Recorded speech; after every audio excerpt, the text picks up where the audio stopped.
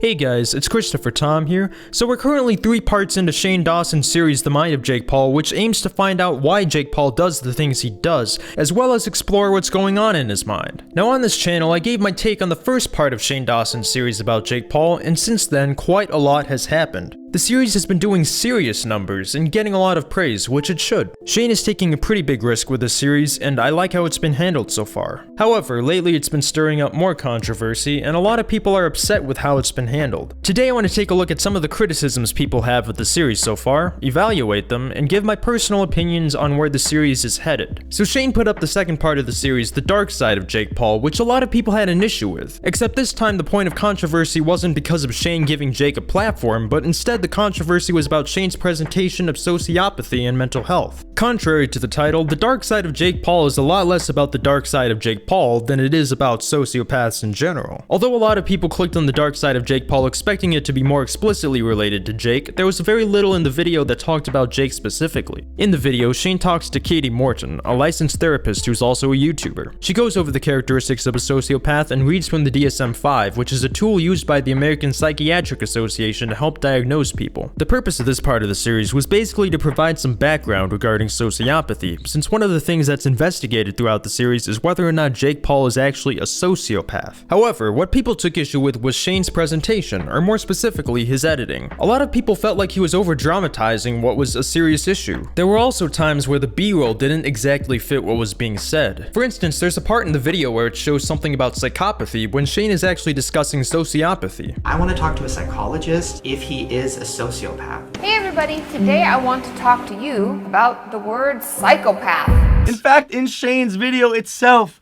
he'll say the word and then show the word psychopath. Heartbreaking. The worst person you know just made a great point. I understand why Shane decided to take a more dramatic approach to editing everything together. This is a dramatic topic, after all. The main issue comes from the fact that in some cases, like the one that I just mentioned, the editing can give the viewer a false impression. Some people brought up that it seemed like Shane overreacted to every little thing. And although there were certainly times where it seemed like that, I can also understand why Shane would be disturbed by learning about this, especially considering the fact that he's a YouTuber with a huge influence. It's completely understandable that Shane would feel more cautious and scared about who he wants to interact with and who he talks to, because he's at the top of his game, and there's definitely a fair share of people who are looking to exploit that. One of the main criticisms of The Dark Side of Jake Paul was that while Shane is talking to the therapist, there's no mention of the fact that antisocial personality disorder exists on a spectrum. It's not really as black and white as it's made out to be in this video. To be fair though, in part 3 there is more of an acknowledgement of the fact that it exists on a spectrum, which is good. Katie got a lot of criticism for supposedly being unprofessional because she uses words like gross and creepy when she's talking to Shane, so some people were outraged and saw this as her calling everyone with antisocial personality disorder gross and creepy. But I don't really see it like that. I'm pretty sure she's just talking about the characteristics of the disorder and not the people themselves. Another issue with the video that seems to tie in with the omission of the fact that the disorder exists on a spectrum is that the video also seems to make it out like it's untreatable, but that isn't always true. Some medications have been shown to reduce aggressive tendencies. Those may be helpful for antisocial persons in whom aggression is an important symptom. For instance, atypical antipsychotics, which target mood and irritability, could help those individuals. Smaller studies have suggested that CBT might hold promise for individuals on the milder end of the spectrum.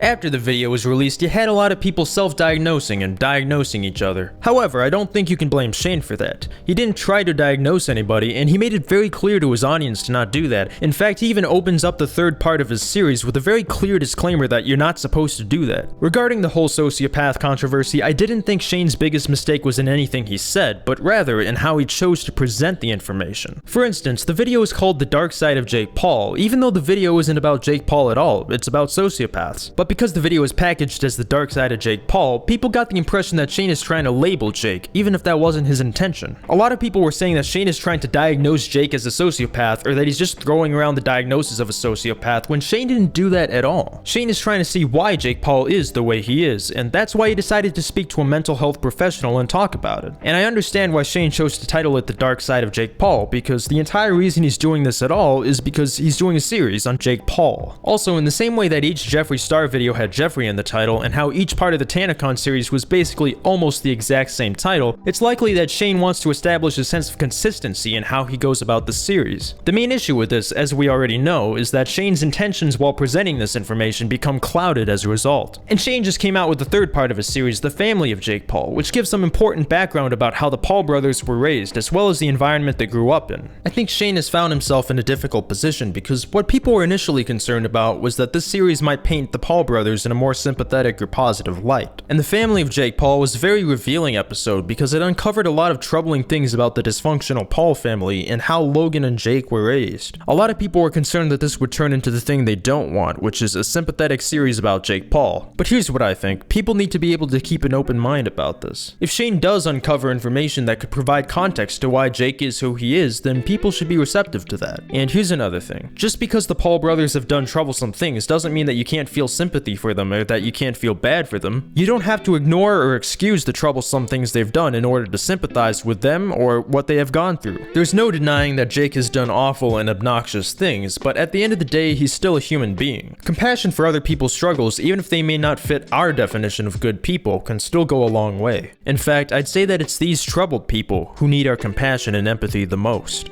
What this part of the series is doing is providing a new perspective so you can decide for yourself how to feel about him. I'm obviously not saying that we should take any of the Paul brothers at face value, but depending on what the series might reveal about them, I just felt that it was worth pointing out that you can still feel bad for them without trying to justify their actions. But part of what's tricky is that if you are dealing with true manipulators, you might never know how things really are. And with a story like this, there's certainly more than a fair share of confusion. In the end, we'll just have to wait and see what the rest of the series has in store. I think no matter what angle Shane chooses to approach this series from, there will always be people who aren't happy with it. The very nature of the series is controversial, and even though some things haven't gone as smoothly as they could have, I do believe that Shane is trying his best to represent it in as balanced of a way as possible while also making it entertaining to the audience. Because all things considered, Shane is an entertainer, and this is very murky and new territory for Shane to be covering. It's very difficult to navigate through these sorts of topics, and I believe he's doing a pretty good job. And part of why Shane is in such a difficult situation here is because Shane is the most relevant YouTuber right now. PewDiePie may have more subscribers than him, but Shane actually gets double the amount of views per video that PewDiePie does. He has an absolutely huge audience, and like all huge audiences, there's a faction of impressionable fans, so Shane has to be extra careful because of the level he's at, especially considering the topic he's covering. And you do have to keep in mind that Shane is trying to entertain his audience. There is a certain level of editing and producing that has to be done for this kind of content. TV documentaries are edited in a similar way. It's just a part of keeping viewers interested. Anyway, that's about it for this video. I hope you liked it. If you do, make sure to leave a like and let me know what you think in the comments. I understand that the subject matter is very touchy and sensitive, and also that there are a lot of different opinions here. So I'm interested to know what you guys think. I'm also on Twitter and Instagram, so you can reach me there as well. Thanks for watching,